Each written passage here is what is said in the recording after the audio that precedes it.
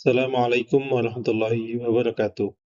Saya Dr. Rifki Zakaria, spesialis THT-PKL, mahasiswa program studi Magister Administrasi Rumah Sakit Universitas Muhammadiyah Yogyakarta, akan mereview jurnal dengan judul Lean Six Sigma Quality Improvement Approach to Implement Clinical Practice Guideline for Prescribing Opiate for Chronic Pain in a Primary Care Setting. Jurnal ini diterbitkan oleh BMJ Open Quality dengan pengarang Smita Bakhai dan kawan-kawan pada tahun 2024. Jurnal ini termasuk kuartil 2 atau Q2 dan diterbitkan oleh BMJ Publishing Group di negara United Kingdom. Yang melatar belakangi penelitian ini yaitu adanya krisis opioid di Amerika Serikat yang disebabkan oleh tingginya resep opioid dan adanya penyalahgunaan opioid. Meskipun ada pedoman CDC pada tahun 2016 dan diperbarui 2022, implementasi di layanan primer masih sangat banyak tantangannya. Studi ini dilakukan saat merger klinik penyakit dalam dan klinik penyakit dalam komunitas, yang mana akhirnya meningkatkan jumlah pasien terapi opioid kronis lebih dari 2 kali lipat. Keterbatasan staf dan lonjakan kunjungan telemedicine membuat penerapan pedoman klinis menjadi lebih sulit.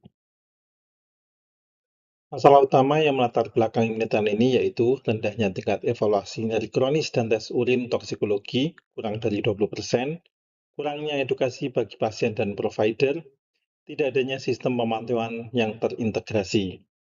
Penelitian ini mempunyai tujuan untuk meningkatkan evaluasi nyeri kronis dan tes urin toksikologi dari kurang 20% menjadi 50% dalam waktu 1 tahun.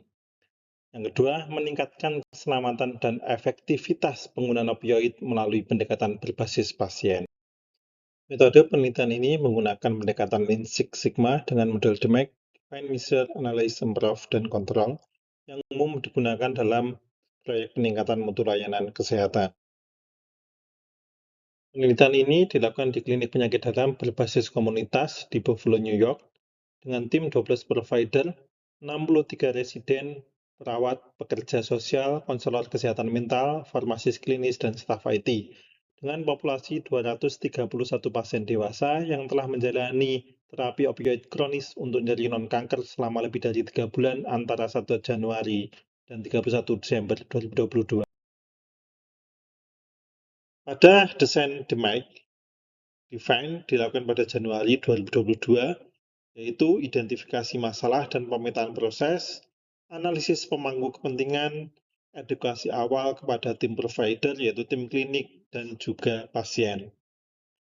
Measure dilakukan pada Februari 2022 untuk mengumpulkan data baseline dari rekam medis elektronik dan menentukan ukuran hasil evaluasi nyeri kronis dan tes urin toksikologi dan ukuran proses yaitu perjanjian zat terkontrol dan resep naloxone. Analisa dilakukan pada bulan Maret 2022, yaitu analisis akar masalah menggunakan fishbone diagram dan menentukan hambatan utamanya yaitu kurangnya edukasi, transisi provider, protokol baru, dan keterbatasan electronic health record. Improve dilakukan pada April sampai Desember 2022, yaitu dengan cara edukasi provider dan pasien, penggunaan teknologi informasi template THR yang baru, koordinasi perawatan dan penjadwalan kunjungan, dan yang terakhir yaitu protokol kunjungan nyeri komprehensif. Kontrol dilakukan pada Januari sampai Juni 2023 dengan cara monitoring berkelanjutan melalui rancat bulanan, penyesuaian kebijakan klinik minimal 2 kunjungan nyeri per tahun dan 2 tes urin. Keterlibatan farmasis dalam kunjungan dan pemantauan hasil toksikologi. Berikut adalah tabel DMAIC. Penelitian ini mempunyai hasil yaitu yang pertama, outcome measure. Evaluasi nyeri kronis meningkat dari 19,0% menjadi 51,9%, melebihi dari target awal yaitu 50%. Tes urin toksikologi meningkat dari 19,9% menjadi 65,8%, juga meningkat atau lebih baik daripada target awal, yaitu 50%. Yang kedua, proses measure. Perjanjian zat terkontrol meningkat dari 9,5% menjadi 49,8%. Resep naloxon untuk pasien beresiko tinggi meningkat dari 14,2% menjadi 29,3%, dan rujukan ke spesialis nyeri meningkat dari 12,1% menjadi 34,2%. Terakhir, yaitu balancing measure, penurunan jumlah pasien terapi opioid kronis sebesar 15,2%, yaitu sebanyak 35 pasien, dengan alasan karena pindah dokter, pengurangan dosis atau transisi ke terapi non-opioid, dan yang terakhir yaitu beberapa pasien meninggal karena komorbiditas.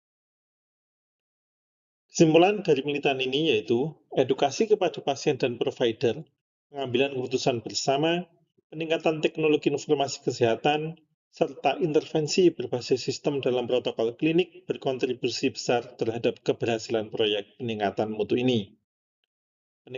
Pendekatan DMAC terbukti meningkatkan keamanan dan efektivitas terapi opioid, dan yang kedua, memberikan kerangka kerja yang dapat direplikasi untuk proyek peningkatan mutu lainnya di layanan primer.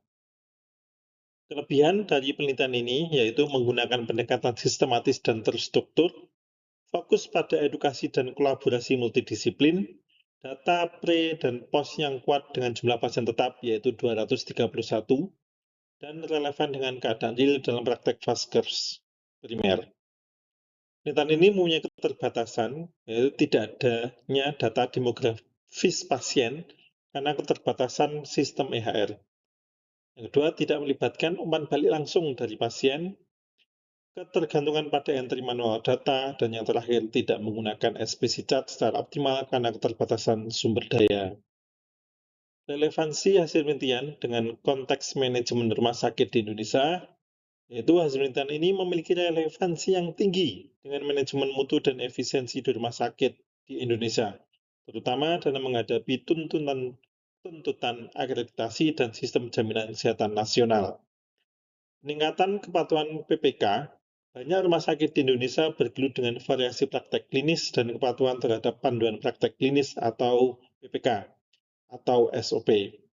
Pendekatan Lean Six Sigma dapat diterapkan untuk memperbaiki proses klinis berprioritas tinggi seperti penggunaan antibiotik, pencegahan infeksi terkait layanan kesehatan, pengurangan waktu tunggu layanan misalnya di UGD atau di rawat jalan.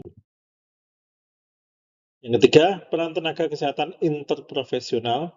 Rumah sakit di Indonesia perlu mengoptimalkan peran tenaga kesehatan lain seperti farmasis klinis untuk berpartisipasi dalam pengambilan keputusan klinis, bukan hanya sebatas administrasi obat. Penelitian ini menunjukkan bahwa integrasi farmasis klinis adalah kunci untuk meningkatkan keselamatan pengobatan dan efisiensi klinis. Yang terakhir, budaya peningkatan kualitas terukur. Manajemen rumah sakit di Indonesia dapat menggunakan siklus DMAC sebagai bahasa universal untuk peningkatan mutu, memastikan bahwa setiap inisiatif perbaikan didasarkan pada data dan dipertahankan, sehingga terjadi efisiensi biaya dan peningkatan mutu pelayanan yang berkelanjutan. Refleksi pembelajaran penting bagi pengembangan mutu dan efisiensi layanan rumah sakit. Pembelajaran terpenting dari jurnal ini bagi pengembangan dan efisiensi layanan rumah sakit adalah bahwa perubahan budaya organisasi harus didorong oleh sistem yang terstruktur dan terukur. Mutu layanan tidak hanya bergantung pada klinisi, tetapi juga pada sistem dan proses kerja yang terstandarisasi. Investasi pada proses bukan hanya sumber daya. Jurnal ini menunjukkan bahwa peningkatan signifikan dicapai melalui perbaikan dan desain ulang proses.